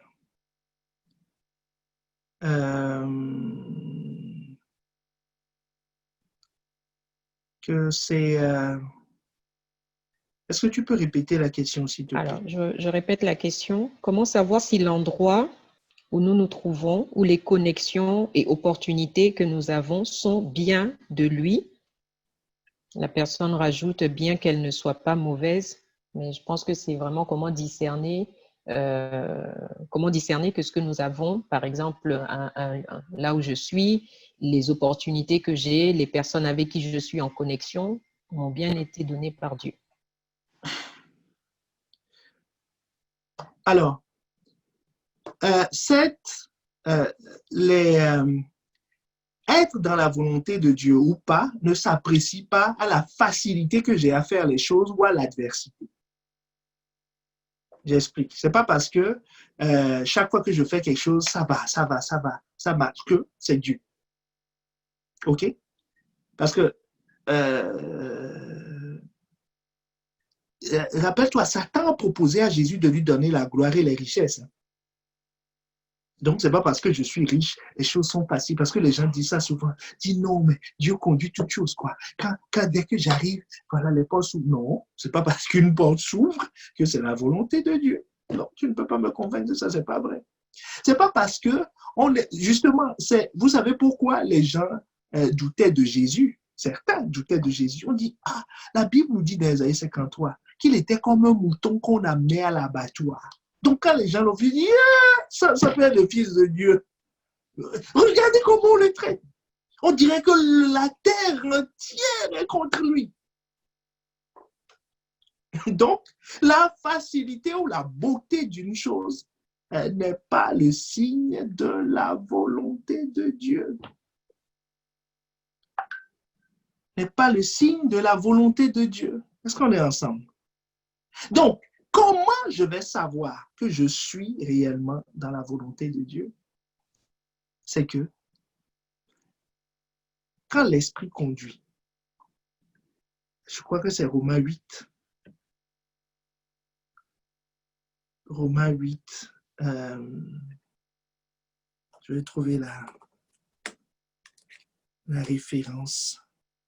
Tu vas voir ce qui accompagne tout ce que Dieu fait. tout ce que Dieu fait va être accompagné par plus d'intimité avec lui. Tout ce que Dieu fait va te pousser à te rapprocher davantage de Dieu.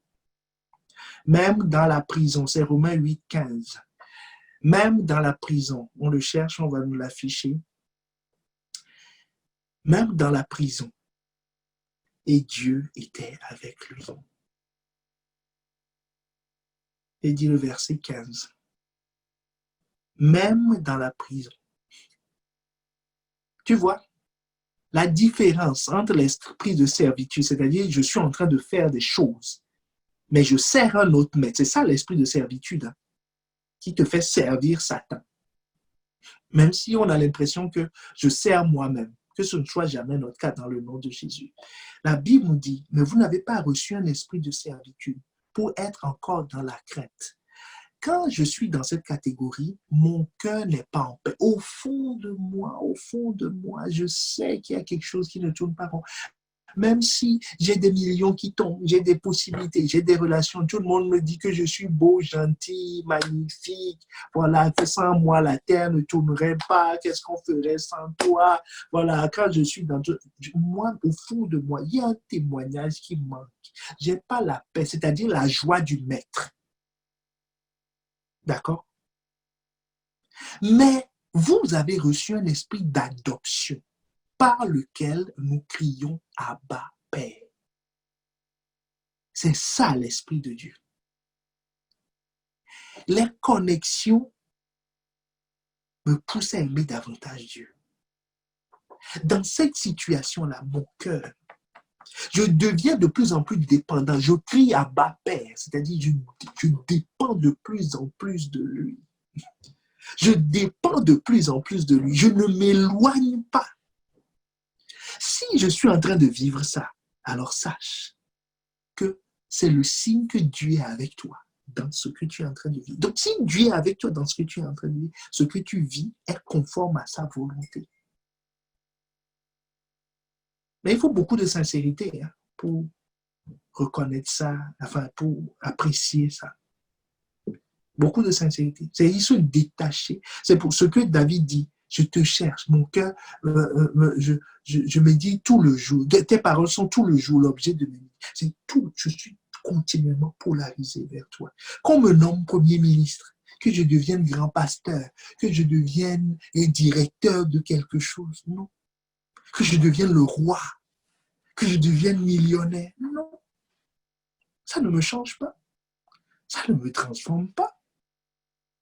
Pas du tout. Parce que l'esprit qui me conduit, c'est l'esprit d'adoption qui me fait crier toujours à ma paix. Je deviens encore plus intime de Dieu, plus intime de Dieu. Mais celui qui se sert lui-même, la crainte, la grosse tête, ça augmente vite. Il devient carriériste, il fait les calculs. Si je fais ci, est-ce que ça va m'aider? Si je parle à telle personne, est-ce que c'est une relation intéressante ou pas? Si je sers ici, est-ce qu'on me verra? Est-ce qu'il y a des opportunités? Est-ce qu'il y a... Voilà, celui-là, c'est l'esprit de servitude qui le conduit. Ce n'est pas l'esprit d'adoption. Amen. Amen. On va peut-être prendre une dernière question.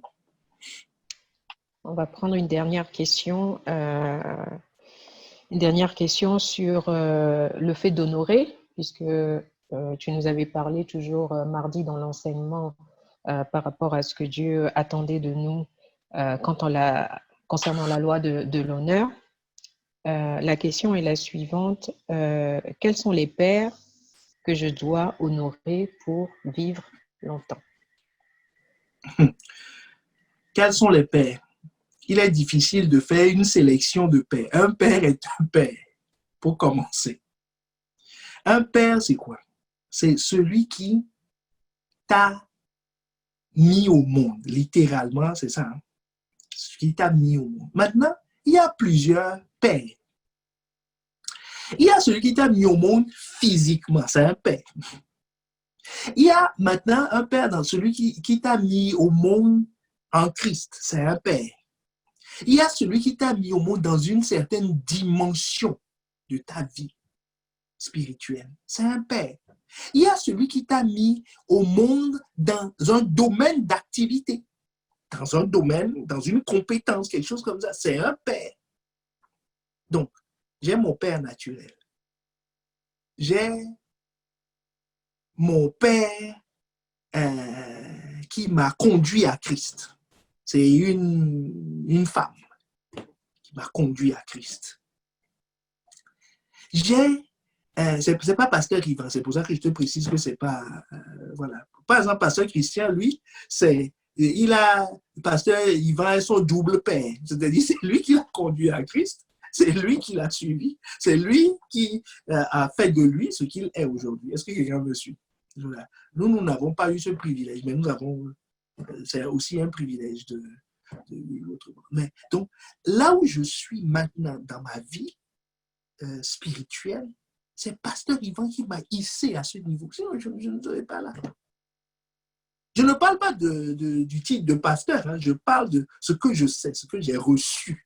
C'est ce que je peux partager avec toi, la consistance que j'ai. C'est lui qui m'a enfanté dedans. Est-ce que quelqu'un me suit?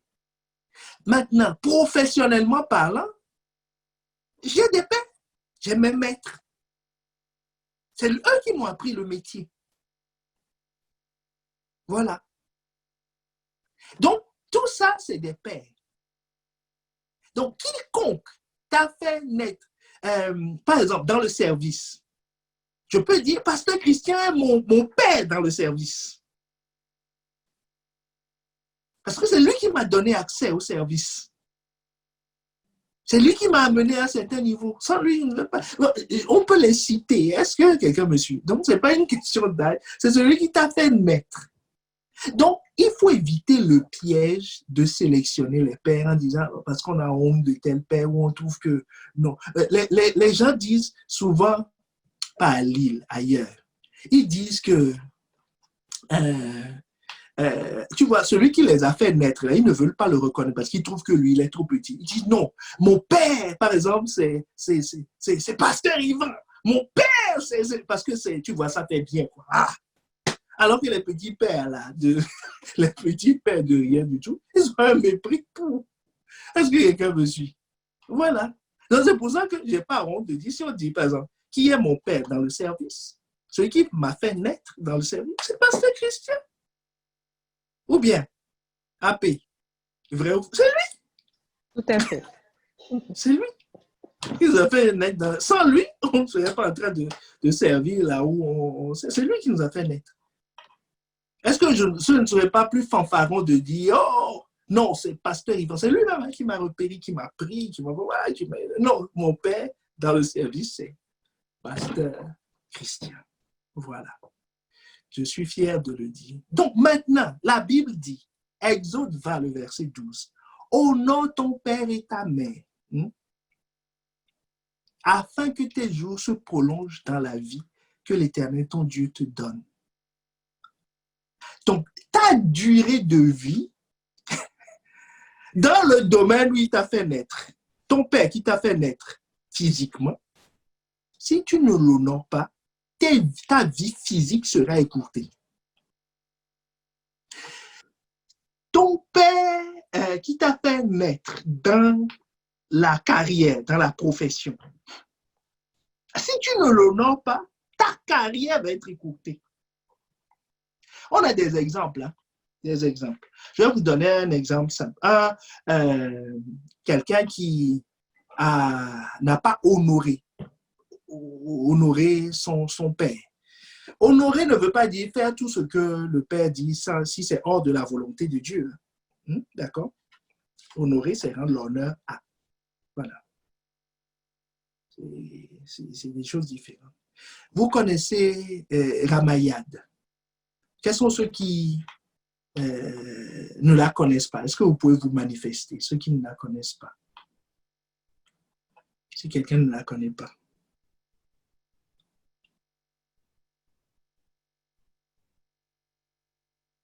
Bon, voilà, il y a un certain nombre qui ne la connaissent pas. Donc, ça veut dire qu'elle est... Et pourtant, elle a notre âge. Elle a notre âge. C'est une femme politique qui était là il y a quelques années, du temps du président Sarkozy. Donc, elle a été amenée en politique, propulsée par le président Sarkozy. C'est son père en politique. C'est son père. En tout cas, au niveau où elle est sortie, je ne dis pas que c'est lui qui l'a branchée à la politique, mais le niveau où elle a été propulsée, c'est lui. Quand elle était au gouvernement, elle a commencé à prendre son indépendance. Elle a dit non, moi je suis ceci, moi je suis ceci. Elle est arrivée à un niveau où voilà, elle manquait d'honneur. Et en bon père, on l'a ignoré. Le père l'a ignoré. C'est-à-dire, quand je parle du père, je parle du président Sarkozy. Il l'a ignoré. C'est pour ça que vous ne la connaissez pas. Sa carrière politique a été écourtée net. Donc ça, pour vous donner un exemple. Un exemple de comment. Donc, dans tous les domaines, ça s'applique. Dans le ministère, c'est pour ça que nous honorons les pères, pour avoir une longue vie. Si je me lève aujourd'hui, je dis, c'est qui même pasteur Christian? Là où j'opère maintenant, j'ai des enseignements sur le service et tout ça. Ça m'est venu directement du ciel. Ce n'est pas lui qui me l'a appris. Il dit, ah non, mais il se prend pour qui, ainsi de suite. Non, si je ne l'honore pas, mon ministère va s'écourter. Est-ce que quelqu'un me suit? Voilà. C'est ce que Exode 20, le verset 12. Donc, ne sélectionnons pas les pères. Si quelqu'un t'a mis au monde, honore-le. Dans un domaine, il t'a mis au monde, honore-le. J'honore mes maîtres dans ma discipline. Je les honore toujours. Toujours. Il y a un que j'ai vu, j'ai fait mes études à Poitiers et on était retourné à Poitiers pour un mariage et j'ai vu un de mes profs au supermarché. Je l'ai salué respectueusement. Il doit être au bout, à la retraite maintenant. C'est nous qui sommes maintenant dans la canne. Je dis ça respectueusement. Quand je dis respectueusement, de tout mon cœur, avec reconnaissance pour ce que Dieu a fait au travers de lui. Et il était surpris, parce que je suis sûr que beaucoup ne le calculent plus. Quelqu'un me suit. Donc, honore, si tu veux avoir une longue vie. Amen. Je crois que notre temps est passé, n'est-ce pas? Amen. Il y a encore beaucoup de questions auxquelles on n'a pas pu répondre pour cette séance. Donc, il nous faut un autre temps de... Il nous faut un autre temps de... Pasteur, j'ai une question alors. Amen. Alors, j'aimerais juste, avant de finir, répondre à une question sur les études bibliques. Quelqu'un dit, que veut dire concrètement vendre, distribuer aux pauvres, venir et suivre? Est-ce que vous vous posez la question? Je veux voir dans le chat s'il y a des personnes qui se sont posées la question. Bon, il n'y a que 3 personnes. Bon, donc, chérie, on peut...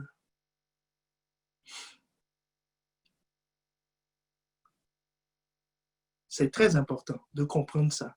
C'est les clés hein, pour suivre, pour être un disciple de Jésus. Vendre veut dire que je me débarrasse de la chose. D'accord? Je me débarrasse de la chose. La chose ne m'appartient plus. Quand tu vends, tu n'as plus de pouvoir sur la chose. Tu ne vas pas vendre une voiture à quelqu'un. 2 jours après, tu dis, je veux prendre la voiture pour aller faire mes courses. On dit non, elle ne t'appartient plus. Tu renonces à tes droits sur la chose. Mais quand tu renonces à tes droits sur la chose, on va te donner quelque chose en échange. D'accord?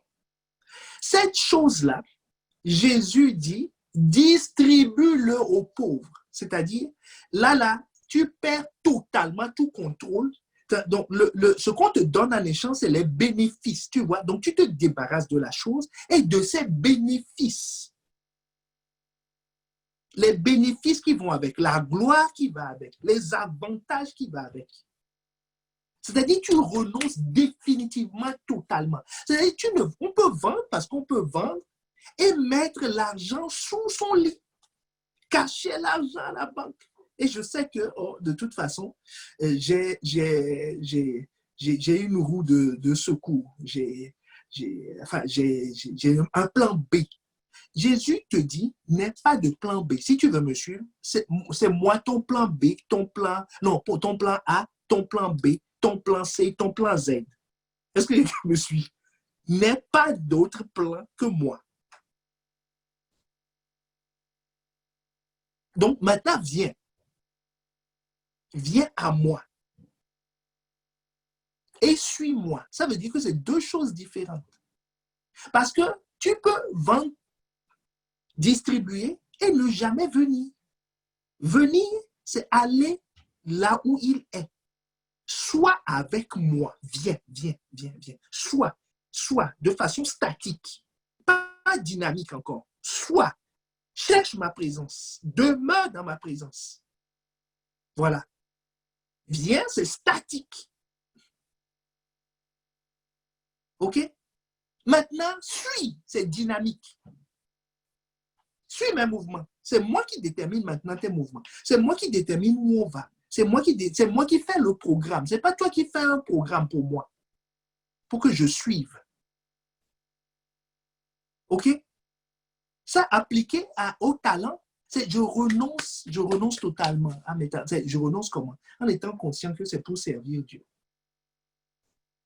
Ce n'est pas pour moi, c'est pour Dieu. Les bénéfices qu'il y a dedans, la gloire qui va avec, on me voit, on me paie, on me fait ci.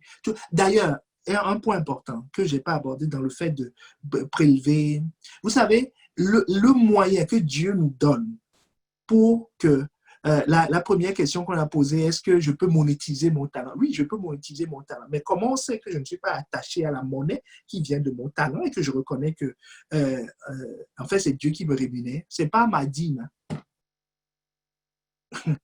C'est ma dîme. Je ne peux pas aller tourner, rouler si je ne donne pas la dîme sur ce qui est le fruit de mon travail. Ben, ça veut dire que je considère que c'est mon talent, hein, et que le fruit me revient totalement. Mais la dîme est un signe de soumission. C'est comme un royaume qui est dominé par le tribut.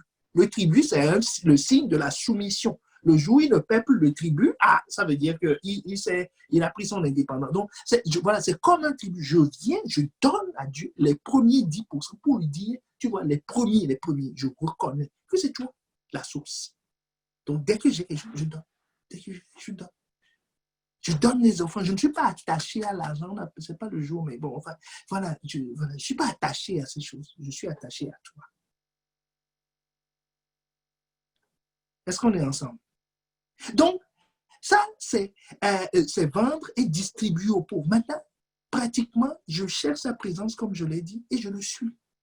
Je suis ses consignes. Dieu dit, change ceci, je change. Dieu dit, fais ceci, je fais. Et là, je suis disciple. Je suis qualifié pour être disciple. Amen. Amen, gloire au Seigneur. Donc, nous sommes quasiment au terme de notre échange de ce soir. Est-ce que tu veux, s'il te plaît, pasteur, encore peut-être prier, prendre un temps de prière, nous recommander à la grâce de Dieu par rapport à tout ce que nous avons encore eu comme lumière ce soir, afin que le Seigneur nous permette de mieux encore nous approprier sa parole qu'il nous a encore au travers de ces questions, les révélations que nous avons obtenues ce soir, que nous puissions encore nous les approprier par sa grâce. Donc, nous allons élever la voix tous ensemble. Tu vas rendre grâce à Dieu. Très important, c'est un sacrifice, l'action de rendre grâce. Rendre grâce à Dieu pour ce que tu as reçu, pour ce qu'il nous a permis de faire, pour ce moment qu'il a permis.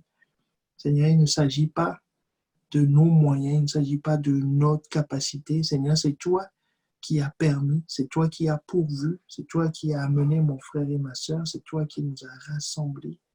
Seigneur, c'est toi qui as disposé nos cœurs. Nous te sommes infiniment reconnaissants. C'est toi qui nous as éclairés par ta parole parce que la lumière t'appartient. La lumière t'appartient. Seigneur, la révélation est auprès de toi. Seigneur, c'est toi qui as éclairé quelqu'un encore aujourd'hui. Seigneur, qui a illuminé les yeux de nos cœurs encore aujourd'hui. Seigneur, même si le temps nous manque pour tout aborder, mais c'est par ta grâce que nous avons eu l'essentiel de ce que tu veux nous donner, notre nourriture, notre pain de ce jour, notre pain de ce jour. Seigneur, alors nous te remercions pour cela, nous le prenons avec action de grâce. Bien-aimé, élève la voix et prie pour cette parole comme étant une nourriture, comme tu pries pour la nourriture physique. Prends-le avec action de grâce.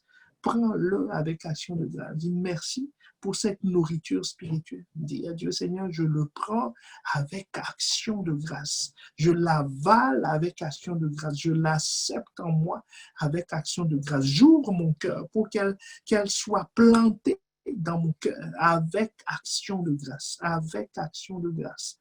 Avec action de grâce. Seigneur, comme tu as rendu grâce pour les 5 pains et les 2 poissons, Seigneur, maintenant, de façon prophétique, bien-aimé, ce que tu as reçu, élève-le devant Dieu. Lève-le devant Dieu. Seigneur, confie-le à Dieu. Dis, Seigneur, je te rends grâce. Je te rends grâce. Je te rends grâce pour ce que tu m'as donné. Je te rends grâce pour la nourriture que tu m'as donnée. Je te rends grâce parce que cette portion est suffisante. Elle est suffisante. Elle est suffisante. Bien-aimé, dis à Dieu, elle est suffisante pour changer ma vie. Elle est suffisante pour me propulser à un autre niveau. Elle est suffisante pour me donner la force d'accomplir tes desseins. Elle est suffisante pour me faire marcher dans tes voies. Elle est suffisante pour me délivrer de mes ennemis. Elle est suffisante pour m'affranchir. Tu as dit, vous connaîtrez la vérité et la vérité vous affranchira. Seigneur, elle est suffisante pour produire en moi le vouloir et le faire. Oh, bien-aimé, dis à Dieu, elle est suffisante pour produire 30 graines, 60 graines, 100 graines en moi. Dans le nom de Jésus, elle est suffisante pour me faire produire le fruit de l'esprit. Elle est suffisante pour me transformer en la même image que toi. Elle est suffisante pour accomplir en moi ce pourquoi tu l'as envoyé. Alors, cher Saint-Esprit, agis maintenant. Agis. Révèle-nous Christ et change-nous en la même image. De gloire en gloire. De gloire en gloire. Dans le nom de Jésus. Dans le nom de Jésus. Dans le nom de Jésus. Dans le nom de Jésus. Dans le nom de Jésus. Amen.